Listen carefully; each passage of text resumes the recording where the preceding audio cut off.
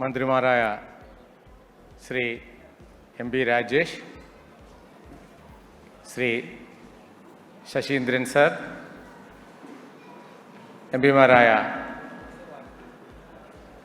Shri Suneer, Shri VK Sreekandan ഇപ്പോഴിവിടെ എത്തിച്ചേരുമെന്ന് പ്രതീക്ഷിക്കുന്നു. കൃഷ്ണദാസേട്ടൻ, അഡ്വക്കേറ്റ് ശ്രീ PT നരേന്ദ്രമേനോൻ, നിങ്ങളുടെ എല്ലാവരുടെയും ബാബുവേട്ടനാണ് അദ്ദേഹം. ശ്രീ ലാലുവേട്ടൻ ഇപ്പോൾ വീട്ടിലെത്തിയെന്ന് പറഞ്ഞത് അവിടുന്ന് ഓടി ചാടി വന്നിരിക്കുകയാണ്. സഹോദരി സഹോദരന്മാരെ, കുട്ടികളെ, നിങ്ങൾക്കെല്ലാവർക്കും എൻ്റെ വിനീതമായ നമസ്കാരം. സദസ്സിൽ ഇരിക്കുന്ന വിശിഷ്ട വ്യക്തികളായാലും വേദിയിലിരിക്കുന്ന വിശിഷ്ട വ്യക്തികളായാലും ഒക്കെ എൻ്റെ നല്ല സുഹൃത്തുക്കളാണ്, ആത്മാർത്ഥ സുഹൃത്തുക്കളാണ് എന്നതിൽ വളരെയധികം സന്തോഷമുണ്ട്. മുഖ്യാതിഥി രാജേഷിൻ്റെ കാര്യം പറയുകയാണെങ്കിൽ, ഞങ്ങൾ ഒരേ കാലയളവിൽ ചളവറ സ്കൂളിൽ പഠിച്ചവരാണ്. സ്കൂൾ കാലം തൊട്ടേയുള്ള ബന്ധം. അപ്പം അങ്ങനെ ഒരു സുഹൃത്ത് മന്ത്രിയാവുമ്പോൾ ഉണ്ടാവുന്ന സന്തോഷം പറഞ്ഞറിയിക്കാൻ പറ്റില്ല. മാത്രമല്ല, ഞാൻ അദ്ദേഹത്തിനോട് തന്നെ നേരിട്ട് പറഞ്ഞിട്ടുണ്ട്, ഒരു മന്ത്രിയെ നമുക്ക് പ്രോട്ടോക്കോളൊന്നും നോക്കാതെ ധൈര്യമായി രാജേഷ് എന്ന് മുഖത്ത് നോക്കി വിളിക്കുക. അതോടുകൂടി അതേ സ്നേഹത്തോടു കൂടി അദ്ദേഹം തിരിച്ച് പമ്പേ എന്നും വിളിക്കുമ്പോൾ ഒരു സ്വല്പം ഗമ തോന്നാറുണ്ട് രാജേഷ്. അത് താങ്കളോട് ഈ അവസരത്തിൽ ഞാൻ രേഖപ്പെടുത്തുകയാണ്. പിന്നെ അദ്ദേഹത്തിൻ്റെ രാഷ്ട്രീയ ജീവിതം നമുക്കെല്ലാവർക്കും അറിയാം. വിശ്രമമില്ലാത്ത രാഷ്ട്രീയ പ്രവർത്തനം, സംഘടനാ പാഠവും അതിനൊപ്പം തന്നെ നല്ല വായനാശീലവുമുള്ള ആളാണ് അദ്ദേഹം പലപ്പോഴും സംസാരിക്കുമ്പോൾ ഞാൻ നോട്ട് ചെയ്തിട്ടുണ്ട്, നമ്മുടെ മോഹൻലാലിൻ്റെ അഭിനയം പോലെയാണ്. കൂടുതലുമില്ല, കുറവുമില്ല, ടു ദ പോയിൻ്റാണ്. അപ്പോൾ അങ്ങനെയൊരു വ്യക്തി, അങ്ങനെയൊരു സുഹൃത്ത് മന്ത്രിയാവുക. അതേപോലെ തന്നെ ഈ വേദിയിലിരിക്കുന്ന ആരെ എടുത്തു പറഞ്ഞാലും 35 വർഷത്തിൽ പരം MLA ആണ് നമ്മുടെ ശശീന്ദ്രൻ മിനിസ്റ്റർ. അതേപോലെ തന്നെ ബഹുമാന്യനായ ശ്രീ സുനീർജിയാണ് കഴിഞ്ഞാലും വരാൻ ഇപ്പോൾ വന്നു ചേരുമെന്ന് വിചാരിക്കുന്നു. ശ്രീ VK ശ്രീകണ്ഠനാണെച്ചാലും കൃഷ്ണദാസ് ഏട്ടനാണെന്ന് കഴിഞ്ഞാലും ഇവരെല്ലാവരും ദീർഘകാലമായ രാഷ്ട്രീയ സാമൂഹിക ജീവകാരുണ്യ പ്രവർത്തനത്തിലൂടെ തിളങ്ങി മുന്നോട്ട് വന്നവരാണ്. അതുപോലെ തന്നെ ലാലുവേട്ടൻ, ലാൽ ജോസ്, അദ്ദേഹം ഒറ്റപ്പാലത്തുകാരുടെ ഒരു സ്വകാര്യ അഹങ്കാരം തന്നെയാണ്. ഒരു കാലത്ത് ഒന്നിനു പുറകെ ഒന്നായി ഹിറ്റുകൾ നൽകിയ സംവിധായകൻ, അതും തികച്ചും വ്യത്യസ്തമായ പ്രമേയങ്ങളിലൂടെ. പിന്നെ അഡ്വക്കേറ്റ് PT നരേന്ദ്രമേനോൻ, ബാബുവേട്ടൻ, ഞങ്ങളെല്ലാവരും അദ്ദേഹത്തെ സ്നേഹത്തോടെ ബാബുവേട്ടൻ എന്നാണ് വിളിക്കുക. അദ്ദേഹം ഒറ്റപ്പാലത്തുകാരുടെ സ്പന്ദനമാണ്. ഒറ്റപ്പാലത്തെ പറ്റി എന്തെങ്കിലും അറിയണമെങ്കിൽ ഇന്ന് ജീവിച്ചിരിക്കുന്ന എൻസൈക്ലോപീഡിയയാണ് അദ്ദേഹം. അങ്ങനെയുള്ള വിശിഷ്ട വ്യക്തികൾ. അദ്ദേഹത്തിൻ്റെ പ്രിയ പത്നി സുകുമാരി ചേച്ചി ഇവിടെ സദസ്സിലിരിക്കുന്നുണ്ട്. സംഗീതത്തിൽ വളരെ ഉന്നത സ്ഥാനം കൈവരിച്ച വ്യക്തിത്വമാണ്. എൻ്റെ സുഹൃത്തും ബഹറിലെ ഇന്ത്യൻ സ്കൂൾ ചെയർമാനുമായ ബിനു മന്നേൽ ഇവിടെയുണ്ട്. കൃഷ്ണകുമാർ ഇവിടെയുണ്ട്. എൻ്റെ സുഹൃത്തായ തങ്കച്ചൻ സാർ ഇവിടെയുണ്ട്. ഡോക്ടർ സരീൻ ഇവിടെയുണ്ട്. വേണുവേട്ടൻ ഇവിടെയുണ്ട്. അതേപോലെ തന്നെ CV നാരായണേട്ടൻ, പപ്പേട്ടൻ. പേരെടുത്ത് പറയാൻ തുടങ്ങിക്കഴിഞ്ഞ് കഴിഞ്ഞാൽ ആരെങ്കിലുമൊക്കെ വിട്ടുപോകുന്നുള്ള പേടിയുണ്ട്. ഞാൻ നിർത്തുകയാണ്. ഇവിടെ എൻ്റെ ഒരുപാട് അഭ്യുദയകാംക്ഷികൾ വന്നു ചേർന്ന ഒരു ചടങ്ങാണ്. അപ്പോൾ ഓരോരുത്തരെ പറ്റി എടുത്തു പറയാൻ തുടങ്ങിക്കഴിഞ്ഞു കഴിഞ്ഞാൽ സമയം തികയില്ല എന്നുള്ളതിനാൽ ഞാൻ കാര്യങ്ങളിലേക്ക് കടക്കട്ടെ. ഈ AV പ്രദർശിച്ചപ്പോൾ നിങ്ങൾ കണ്ടു കാണും. AVയിൽ പറഞ്ഞ കാര്യങ്ങളെല്ലാം വളരെ തികച്ചും അക്ഷരാർത്ഥത്തിൽ ശരിയാണ്. എൻ്റെ അച്ഛൻ മാധവൻ നായർ തികച്ചും നിഷ്കളങ്കനായ കഠിനാധ്വാനിയായ ഒരു കർഷകനായിരുന്നു. കഠിനാധ്വാനി എന്ന് പറഞ്ഞാൽ വളരെ ശാന്ത സ്വഭാവക്കാരനായിരുന്നു എൻ്റെ അച്ഛൻ. ഞാൻ പഠിച്ചത് ചളവറ ഹൈസ്കൂളാണ്. കാരണം ഞാൻ എൻ്റെ ബാല്യകാലം അമ്മയുടെ വീടായ പാവക്കോണത്തിനടുത്തുള്ള മുണ്ടനാട്ടുകര ദേശത്തായിരുന്നു. എൻ്റെ കൂടെ പഠിച്ച അനിലൊക്കെ ഇവിടെയുണ്ട്. ഞാൻ അതുകൊണ്ട് ചളവറ സ്കൂളിൽ പഠിച്ചുകൊണ്ടാണ് രാജേഷായിട്ട് പരിചയപ്പെടാനും ഈ ഒരു ഭാഗ്യമുണ്ടാവാനും കഴിഞ്ഞത്. അപ്പോൾ അന്ന് ആ പ്രദേശത്ത് പാവക്കോണത്തിനടുത്തുള്ള മുണ്ടനാട്ടുകര എന്ന ദേശം വളരെ ഉള്ളോട്ടുള്ള ദേശമാണത്. ആ പ്രദേശത്ത് ശ്രീ നാരായണൻ നായരുടെ ഒരു ചായക്കടയും വീരാവു മാപ്പിള എന്ന് പറയുന്ന ഒരു കച്ചവടക്കാരൻ്റെ പെട്ടിക്കടയുമായിരുന്നു ആ പ്രദേശവാസികളുടെ ഏക ആശ്രയം. അപ്പോൾ ആ പ്രദേശത്തെ സാധാരണ നമുക്കറിയാം ഈ ഭിക്ഷക്കാരുടെ സീസണുണ്ട്. ഭിക്ഷക്കാരുടെ സീസണാകുമ്പോൾ ഒട്ടനവധി ഭിക്ഷക്കാർ വരും.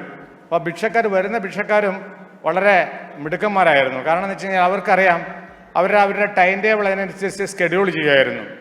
കറങ്ങി അടിച്ച് ഭക്ഷണ സമയത്ത് ഏത് വീട്ടിലെത്തണമെന്ന് അവർക്ക് കൃത്യമായിട്ട് അറിയാമായിരുന്നു. അപ്പോൾ എൻ്റെ അമ്മ ധാരാളം സംസാരിക്കുന്ന ആളായിരുന്നു. അമ്മയെപ്പറ്റി പറയുകയാണെങ്കിൽ അമ്മയ്ക്ക് കലക്ടറായാലും ഒരേപോലെയാണ്, ബിൽ കളക്ടറായാലും ഒരേപോലെയാണ്. അതേ രീതിയിൽ അതേ സ്നേഹത്തോടു കൂടിയാണ് അമ്മ അവരോട് സംസാരിച്ചിരുന്നത്. അപ്പോൾ ഇവർക്കൊക്കെ വളരെ സ്നേഹത്തോടെ ഭക്ഷണം കൊടുക്കുകയും ഇവർ ഭക്ഷണം കഴിക്കുമ്പോഴും അതിനുശേഷവും ഇവരോട് ഇടതടവില്ലാതെ സംസാരിച്ചു കൊണ്ടിരിക്കും. അപ്പോൾ ഈ 6 7 പഠിക്കുന്ന സമയത്ത് ഞാൻ പലപ്പോഴും അമ്മയോട് ചോദിച്ചിട്ടുണ്ട്, അമ്മേ ഇവർക്കൊക്കെ ഭക്ഷണം കൊടുത്താൽ പോരെ, ഇത്രയൊക്കെ സംസാരിക്കേണ്ട ആവശ്യം എന്താണ്? അപ്പോൾ അമ്മ തിരിച്ചെന്നോട് ചോദിച്ചിട്ടുണ്ട്, മോനെ എന്തു കൊടുക്കുന്നു എന്നുള്ളതല്ല, അത് എങ്ങനെ കൊടുക്കുന്നു എന്നുള്ളതാണ് പ്രധാനമെന്ന്. അപ്പോൾ അത് മാത്രമല്ല, ഇന്നുള്ള കുട്ടികളെ പോലല്ല, ഇന്നിപ്പോൾ ചൈൽഡ് സൈക്കോളജിയും കാര്യങ്ങളൊക്കെ ഉണ്ടല്ലോ. നമ്മുടെ കുട്ടികളോട് എങ്ങനെ സംസാരിക്കണമെന്ന് നമുക്ക് ആലോചിക്കണം, അതിനെപ്പറ്റി വിലയിരുത്തണം, സംസാരിക്കണം. അന്ന് അമ്മയെ പേടിച്ച് വളരുന്ന കുട്ടികൾക്കറിയാം തിരിച്ച് ക്വസ്റ്റ്യൻ ചെയ്താൽ അതിൻ്റെ പരിസമാപ്തി എന്തായിരിക്കുമെന്ന്. അതുകൊണ്ട് നമ്മൾ തിരിച്ചുള്ള ചോദ്യങ്ങളൊന്നുമില്ല. പക്ഷെ എന്നാലും അമ്മ പറഞ്ഞ ചില വാക്കുകൾ, പരിഗണനയാണ് പ്രാധാന്യം. അതായത് ആ വാക്കിൽ പരിഗണന അതിൻ്റെ പ്രാധാന്യം, അതിൻ്റെ വ്യാപ്തിയൊന്നും അന്ന് മനസ്സിലായില്ല. വർഷങ്ങൾക്ക് ശേഷമാണ് പരിഗണന എന്താണെന്നും അതിൻ്റെ പ്രാധാന്യം എന്താണെന്നും അതിൻ്റെ വ്യാപ്തി എന്താണെന്നും മനസ്സിലാകുന്നത്. അതുപോലെ തന്നെ എൻ്റെ അച്ഛൻ ഞാൻ പറഞ്ഞു തികച്ചും കഠിനാധ്വാനിയായ ഒരു കർഷകനായിരുന്നു. വീട്ടിൽ വരുന്ന ആളുകൾ തിരിച്ചു പോകുമ്പോൾ എത്ര കാർഷിക വിഭവങ്ങൾ കൊടുത്തു വിട്ടാലും അദ്ദേഹത്തിന് മതി വരാറില്ല. മാത്രമല്ല ഇപ്പോൾ ഈ കാറൊക്കെ സാർവത്രികമായതിനു ശേഷം തിരിച്ചു വരുന്ന ആളുകളുടെ വാഹനങ്ങളുടെ ഡിക്കിയിൽ സാധനങ്ങൾ കയറ്റുന്നത് അവർ പോലും അറിയാറില്ല. പിന്നെ എൻ്റെ വീട്ടിൽ ഇപ്പോഴൊക്കെ എന്ന് വെച്ച് കഴിഞ്ഞാൽ നമ്മുടെ വീട്ടിൽ ആരെങ്കിലും വന്നു കഴിഞ്ഞാൽ ഞാൻ അടക്കം ഉള്ള ആളുകൾ ചായ വേണോ എന്ന് ചോദിച്ചാൽ ഭാഗ്യം. അന്നൊക്കെ അങ്ങനെയല്ല, 11 മണി തൊട്ട് 2:30 മണിയുടെ ഉള്ളിൽ ആ വീട്ടിൽ ആര് വന്നു കഴിഞ്ഞാലും ഭക്ഷണം കഴിക്കാതെ പോയി കഴിഞ്ഞാലാണ് വഴക്ക്. അപ്പം അങ്ങനൊരു സാഹചര്യം കണ്ട് വളർന്നതാണ് ഞാൻ. അതുപോലെ തന്നെ കഴിഞ്ഞ തവണ ഗൃഹപ്രവേശന സമയത്ത് ഞാൻ പറയുകയുണ്ടായി, എൻ്റെ വീട്ടിൽ ഒരു ജോലിക്കാരനുണ്ടായിരുന്നു. അദ്ദേഹം മരിച്ചുപോയി 4-5 വർഷമായി. ചെരുവ എന്നായിരുന്നു അദ്ദേഹത്തിൻ്റെ പേര്. അദ്ദേഹം 67 വർഷത്തിൽ പരം ഞങ്ങളുടെ കുടുംബത്തിൽ ജോലി ചെയ്തിട്ടുണ്ട് എന്ന് പറയുമ്പോൾ തന്നെ നിങ്ങൾക്ക് മനസ്സിലാവും ഞാനായാലും ഞങ്ങളുടെ മാതാപിതാക്കളായാലും അവരുടെ പൂർവികരായാലും എങ്ങനെയാണ് ജോലിക്കാരോട് പെരുമാറിയിരുന്നതെന്ന്. അതുപോലെ തന്നെ അദ്ദേഹം തിരിച്ചും അതേ സ്നേഹവായ്പോടുകൂടിയായിരുന്നു ഞങ്ങളുടെ കൂടെയൊക്കെ പെരുമാറിയിരുന്നതും പണിയെടുത്തിരുന്നതും. അദ്ദേഹത്തിൻ്റെ മക്കൾ ഇന്നും ഞങ്ങളുടെ കൂടെയുണ്ടെന്ന് പറയുമ്പോൾ തന്നെ ഞങ്ങളും ആ പാത പിന്തുടരാൻ കഴിയുന്നത്ര ശ്രമിക്കുന്നുണ്ടെന്ന് നിങ്ങൾക്ക് മനസ്സിലാവും. എൻ്റെ അച്ഛനും അമ്മയും പറ്റി എത്ര പറഞ്ഞാലും തീരില്ല. അപ്പോൾ ഞാൻ ഇവിടെയുള്ള ചടങ്ങ് വല്ലാതെ ദീർഘിപ്പിക്കാതിരിക്കാൻ വേണ്ടി അതവിടെ നിർത്തുകയാണ്. 1993 തുടക്കത്തിലാണ് ഞാൻ സൗദിയിൽ എത്തുന്നത്. അപ്പോൾ സൗദിയിൽ എത്തിയതിന് ശേഷം, ഗൾഫിലെത്തിയതിന് ശേഷം ജീവകാരുണ്യ പ്രവർത്തനങ്ങളുടെ വ്യാപ്തി വർദ്ധിപ്പിക്കാൻ വേണ്ട സകല പ്രചോദനവും മാർഗനിർദ്ദേശങ്ങളും നൽകിയത് എൻ്റെ മാതാപിതാക്കളായിരുന്നു. അതുകൊണ്ട് തന്നെ അവരുടെ മരണശേഷം ആ കമ്മിറ്റ്മെൻറ്റ് തുടർന്നു കൊണ്ടുപോകേണ്ടത് സാമൂഹിക പ്രതിബദ്ധതയുള്ള ഏതൊരു വ്യക്തിയുടെയും കടമയാണെന്ന് മനസ്സിലാക്കി തന്നെയാണ് അവരുടെ നാമധേയത്തിൽ തന്നെ ചന്ദ്രമ്മ മാധവൻ നായർ ട്രസ്റ്റ് അഥവാ CMN ട്രസ്റ്റ് രൂപീകരിച്ച് ജീവകാരുണ്യ പ്രവർത്തനങ്ങൾ ഒന്നുകൂടി വിപുലമാക്കാൻ ശ്രദ്ധിച്ചത്.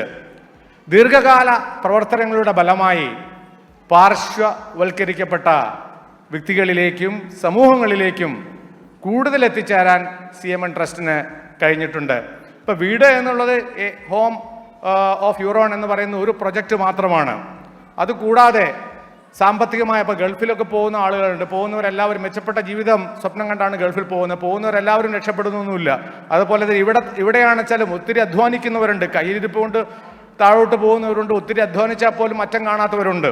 ഇപ്പോൾ സാമ്പത്തികമായി തകർന്ന രോഗികൾക്ക് ചികിത്സാ സഹായം, നല്ല പഠിക്കുന്ന കുട്ടികളുണ്ട്. നമ്മൾ കാണുന്നുണ്ട് IAS, IPS, MBBS ഒക്കെ നല്ല ദരിദ്രരായ കുടുംബത്തിൽ നിന്ന് വീട് പോലും ഇല്ലാത്ത കുട്ടികൾ പഠിച്ച് വളരെ ഉന്നത സ്ഥാനങ്ങളിലെത്തുന്നത്. ഇപ്പം നിർധരരായ വിദ്യാർത്ഥികൾക്ക് ധനസഹായം, വിദ്യാഭ്യാസ സഹായം, അതുപോലെ തന്നെ പ്രായമായ അശരണർക്ക് 60 വയസ്സ് അല്ലെങ്കിൽ 70 വയസ്സിൽ കൂടുതലുള്ള ആളുകൾക്കാണ് കൂടുതൽ പരിഗണന നൽകുന്നത്. പെൻഷൻ അടക്കമുള്ള സഹായ സഹകരണങ്ങൾ CMN ട്രസ്റ്റിൻ്റെ വീഡിയോയിൽ പറഞ്ഞതുപോലെ നൽകി വരുന്നുണ്ട്. ഇപ്പോൾ നമ്മളൊരു 10-60 പേർക്ക് നൽകുന്നുണ്ട്. ഇനി അത് കൂടുതൽ വിപുലീകരിക്കാനുള്ള ശ്രമങ്ങൾക്കായിട്ടാണ് ഈ ട്രസ്റ്റും കമ്മിറ്റിയും ഒക്കെ ഉണ്ടാക്കിയിരിക്കുന്നത്. അതുപോലെ തന്നെ ഇപ്പോൾ ഈ വീട് കൊടുക്കുക എന്ന് പറയുന്ന ഒരു ആശയം തോന്നുന്നപ്പോൾ നമുക്ക് ഇവിടെ കൂടിയിരിക്കുന്ന പലർക്കും ഒന്നിൽ കൂടുതൽ ഭവനങ്ങൾ ഉണ്ടായിരിക്കാം. പക്ഷേ ഈ ഭവനമില്ലാത്തവർക്ക്, വീടില്ലാത്തവർക്ക് മാത്രമാണ് അതിൻ്റെ ഒരു അരക്ഷിതാവസ്ഥ, ആ ഭീകരാവസ്ഥ, ആ ഒരു കെട്ടുറപ്പില്ലായ്മ എന്താണെന്ന് മനസ്സിലാകുകയുള്ളൂ. അപ്പോൾ അങ്ങനെയുള്ള ഇപ്പം വീടില്ലായ്മ, ഞാനൊരിക്കലും വീടില്ലായ്മയൊന്നും അനുഭവിച്ചിട്ടില്ല, എന്നാൽ പോലും അത് മനസ്സിലാക്കാനുള്ള ഒരു കഴിവിലൂടെ വളർന്നു വന്ന ബാല്യമായതുകൊണ്ട് തന്നെയായിരിക്കാം പുതിയ വീട്ടിലേക്ക് താമസം മാറുമ്പോൾ മനസ്സിൽ തോന്നിയ ഒരാശയമാണ് 5 വർഷത്തിനുള്ളിൽ 50 പേർക്ക് വീട് വെച്ച് കൊടുക്കുക എന്നുള്ളത്. അപ്പോൾ ഈ 5 വർഷത്തിനുള്ളിൽ 50 പേർക്ക് വീട് വെച്ച് കൊടുക്കുക എന്ന് പറഞ്ഞു കഴിഞ്ഞാൽ കേരളത്തിൽ അതൊരു വലിയ ശ്രമകരമായ ജോബാണ്. കേരളത്തിൽ നമ്മളിപ്പോൾ ഈ സംസ്ഥാനം വിട്ട് ഇഷ്ടംപോലെ യാത്ര ചെയ്ത വ്യക്തിയായതുകൊണ്ട് പറയാണ്, കേരളത്തിൽ ക്യൂ തെറ്റിക്കുന്നത് പോലെ ഒരു സ്ഥലത്തും ഞാൻ ക്യൂ തെറ്റിക്കുന്നത് കണ്ടിട്ടില്ല. കേരളത്തിൽ എല്ലാവരും അവനവൻ്റെ കാര്യം നേടാനുള്ള തന്ത്രപ്പാട് കുറച്ച് കൂടുതൽ ഞാനിവിടെ നോട്ട് ചെയ്തിട്ടുണ്ട്. അതിൽ ഞാൻ അടക്കം കേരളീയനാണ്. അപ്പോൾ നിങ്ങളെ കുറ്റം പറയുമ്പോൾ അത് എന്നെ കൂടി കൊള്ളുന്നതാണ്. അതുകൊണ്ട് ഒരാളെയും കേരളത്തിൽ അത് ക്യൂ തെറ്റിക്കുന്നത് ഏറ്റവും കൂടുതലാണ്. അപ്പോൾ അതൊരു ശ്രമകരമായ ജോബാണ്.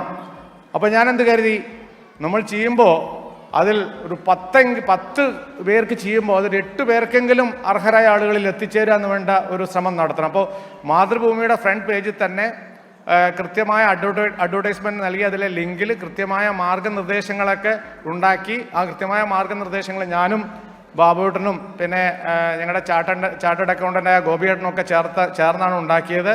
കൃത്യമായ മാർഗനിർദ്ദേശങ്ങളൊക്കെ ഉണ്ടാക്കി പേപ്പറിൽ യാതൊരു ജാതി മത രാഷ്ട്രീയ വ്യത്യാസങ്ങളില്ലാതെ കൊടുക്കാൻ വേണ്ടിയിട്ടാണ് അങ്ങനെയുള്ള മാർഗനിർദ്ദേശങ്ങളൊക്കെ ഉണ്ടാക്കിയത്. അതിനുശേഷം പേപ്പറിൽ അഡ്വർടൈസ്മെൻറ്റ് കൊടുത്ത് ഞങ്ങൾക്ക് 60-ൽ പരം അപ്ലിക്കേഷൻസ് കിട്ടി. അത് ഞങ്ങളുടെ നിശ്ചയിച്ച കമ്മിറ്റി, അനീഷ് അടക്കമുള്ള, സന്തോഷ് അടക്കമുള്ള ഒരു കമ്മിറ്റിയുണ്ട്. അവരെല്ലാവരും അതിൻ്റെതായ രീതിയിലുള്ള പഠനങ്ങൾ നടത്തി അവിടെ വിസിറ്റ് ചെയ്ത് 10 പേരെയാണ് ആദ്യത്തെ തവണ, കാരണം ഇപ്പോൾ ഇത് ഒരു 3-4 മാസത്തിനുള്ളിൽ കണ്ടെത്തിയതാണ്. ഓരോ വർഷം 10 വീടുകളാണ്. 10 വീട് എന്നുള്ളത് 12 ആവാം. കാരണം ഇപ്പോൾ കൂടുതൽ വീടുകൾ അർഹരായ വ്യക്തികളെ കണ്ടുപിടിക്കുക എന്ന് പറയുന്ന ശ്രമകരമായ ജോബായതുകൊണ്ടാണ് ഈ വർഷത്തിൽ 10 വീടുകൾ എന്ന രീതിയിൽ തിട്ടപ്പെടുത്തിയിരിക്കുന്നത്. ഒരുപക്ഷെ കുറച്ച് കഴിയുമ്പോൾ നമുക്കതിൻ്റെ സ്പീഡ് കൂട്ടാൻ പറ്റും. നമുക്ക് അർഹരായ വ്യക്തികളെ കണ്ടുപിടിക്കാനുള്ള നെറ്റ്വർക്ക് ഒന്നുകൂടിയും വിപുലീകരിക്കപ്പെടുമായിരിക്കാം. അപ്പോൾ അർഹരായ വ്യക്തികളെ കണ്ടെത്തിയിട്ടുണ്ട് 10 പേരെ. ഇന്ന് ആ 10 പേരും ഇവിടെ സന്നിധരാണ്. ആ 10 കുടുംബാംഗങ്ങളും ഇവിടെ സന്നിധരാണെന്ന് ഞാൻ വിശ്വസിക്കുന്നു. അവർക്കുള്ള വാഗ്ദാന പത്രം നമ്മുടെ മുഖ്യ അതിഥിയും മറ്റ് അതിഥികളും ചേർന്ന് കൈമാറുന്നതായിരിക്കും. പിന്നെ ഭവനം, ഇപ്പോൾ പുതിയ ഭവനത്തിലേക്ക് താമസം മാറി. ഭവനം എന്നത് നമുക്കെല്ലാവർക്കും അറിയാം, ആശകളുടെ, സ്വപ്നങ്ങളുടെ, സ്നേഹത്തിൻ്റെ, ത്യാഗത്തിൻ്റെ, സമവായത്തിൻ്റെ ഒക്കെ പ്രതീകമാണ്. അതുപോലെ തന്നെ ഇപ്പോൾ എൻ്റെ ഈ പുതിയ ഭവനത്തിൻ്റെ കാര്യം പറയുകയാണെങ്കിൽ ഇങ്ങനൊരു സ്വപ്നഗൃഹം നിർമ്മിക്കാൻ സർവ്വവിധ പിന്തുണയും നൽകിയ എൻ്റെ പ്രിയ പത്നി കലയോട്, എൻ്റെ മക്കളായ നമ്രതയോട്, വിഘ്നേഷിനോട്, പ്രത്യേകിച്ച് ഒരു പരിപാടിക്കും ഇപ്പോൾ ഇവിടെ നാരായണേട്ടനൊക്കെ ഉണ്ട്, ഇവിടെ അല്ലെങ്കിൽ ജനാർദ്ദനേട്ടനൊക്കെ ഉണ്ട്, പ്രത്യേകിച്ച് ബഹറിലെ ഒരു പരിപാടിക്കും എൻ്റെ കുടുംബാംഗങ്ങൾ എൻ്റെ കൂടെ വരാറില്ല. വളരെ എൻ്റെ വൈഫിനെയൊക്കെ കൊണ്ടുപോകണമെന്ന് വെച്ചാൽ ഒരാഴ്ച മുമ്പ് സോപ്പിടാൻ തുടങ്ങണം. അപ്പോൾ അത് ബുദ്ധിമുട്ടായതുകൊണ്ട് ഞാൻ പിന്നെ അതിനുവേണ്ടി ശ്രമിക്കാറുമില്ല. ആക്ച്വലി ഇന്ന് ഞാൻ വളരെയധികം സന്തോഷവാനാണ്. സകുടുംബം എല്ലാവരും എത്തിയിട്ടുണ്ട്.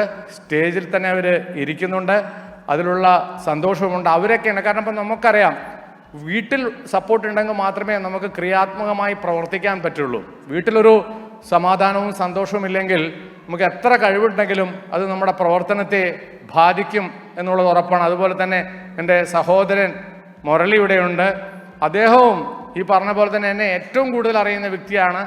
ഇവർക്ക് എല്ലാ കാര്യത്തിലും എല്ലാവിധ സപ്പോർട്ടുമായിട്ട് നിൽക്കുന്ന ഒരു വ്യക്തിയാണ്. അപ്പോൾ ഇനി ഞാൻ കൂടുതൽ ദീർഘിപ്പിക്കുന്നില്ല. ഈ ഇങ്ങനൊരു സ്വപ്നഗൃഹം നിർമ്മിക്കാൻ സർവ്വവിധ പിന്തുണയും നൽകിയ, ഇല്ലെങ്കിൽ എൻ്റെ പ്രവർത്തനങ്ങൾക്ക്, എൻ്റെ ഔദ്യോഗിക ജീവിതത്തിൽ ഈ യാത്ര എന്ന് പറഞ്ഞാൽ നമുക്കറിയാം ക്ലേശകരമായ യാത്രയാണ്. എൻ്റെ മാത്രമല്ല, എല്ലാവരുടെയും യാത്ര. സർവ്വവിധ പിന്തുണയും നൽകിയ എൻ്റെ കുടുംബാംഗങ്ങളോട്, എൻ്റെ സുഹൃത്തുക്കളോട്, പ്രത്യേകിച്ച് എൻ്റെ എല്ലാ സുഹൃത്തുക്കളോടുമുള്ള നന്ദിയും സന്തോഷവും രേഖപ്പെടുത്തുന്നു. അതുപോലെ തന്നെ സർവോപരി സർവശക്തനായ ജഗദീശ്വരനോടുള്ള നന്ദിയും കടപ്പാടും വിനയപൂർവ്വം സ്മരിക്കുന്നു. എല്ലാവർക്കും നല്ല ദിനങ്ങൾ ആശംസിച്ചുകൊണ്ട്, സന്തോഷകരമായ ദിനങ്ങൾ വരട്ടെ എന്ന് പ്രാർത്ഥിച്ചുകൊണ്ട്, സന്തോഷത്തിൻ്റെയും സ്നേഹത്തിൻ്റെയും പൂച്ചെണ്ടുകൾ അർപ്പിച്ചുകൊണ്ട്, ഒരിക്കൽ കൂടി നന്ദി പ്രകാശിപ്പിച്ചുകൊണ്ട്, ആരുടെയെങ്കിലും പേര് വിട്ട് പോയിട്ടുണ്ടെങ്കിൽ ക്ഷമിക്കണമെന്ന് പറഞ്ഞുകൊണ്ട് നിർത്തുന്നു. നന്ദി, നമസ്കാരം.